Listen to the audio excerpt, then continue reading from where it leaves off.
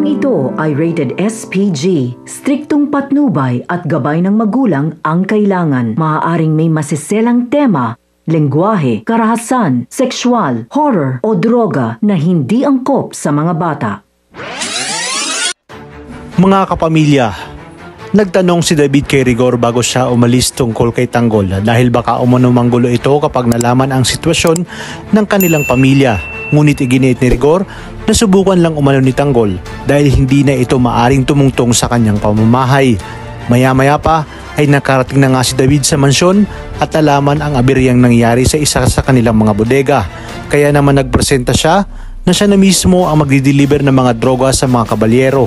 Sinabi ni Ramon na siguraduhin lang ni David na droga ang prioridad nito at hindi ang kanyang pangliligaw kay Catherine.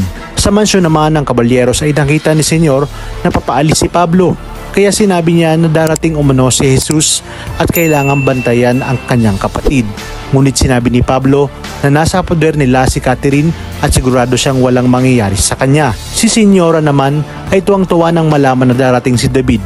Agad niyang inutos kina Pasing na sabihan ang mga kasambahay na huwag magpapakita, lalong-lalo na umano itong si Tinding. Numating na nga si David at muntik-muntika na siyang makita ni Nanoy. Kaso lang biglaan silang umalis nang humarap na nga si David. Kaya naman, parang siniswerte pa itong si David dahil hindi pa siya nakita ni Tinding at Noy. Sa kabilang banda, nagkausap na nga si Tanggol at Tess at masayang-masaya si Marites dahil nakikita niyang nagbabagong buhay na talaga si Tanggol. Tinanong rin ni Tanggol ang tungkol sa pagdala ng babae ng kanyang tatay Rigor sa kanilang bahay at ang mga dapat nating abangan. Sinabi ni Angkong na kailangan madispatsa na nila ang mga drogang nakuha nila sa mga Montenegro sa lalong madaling panahon. Ang hindi nila alam na nagtimbre na si Ramon sa iba niyang kasosyo. Muling magyayabang namang si David kay Catherine dahil nararapat daw siya kay Catherine dahil siya ay mayaman at gwapo. Kaya naman, sinabi ni Senyor na hindi dapat magbadali itong si David.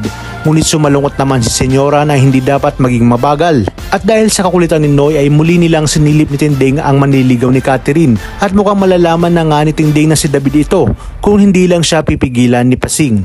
Galit na galit naman si Tanggol sa ginawa ng kanyang tatay Rigor, kaya bago sila maghiwalay ni Marites ay sinabi niya na kinakailangan malaman ni Rigor na maling-mali ang ginawa nito sa kanyang nanay Tess.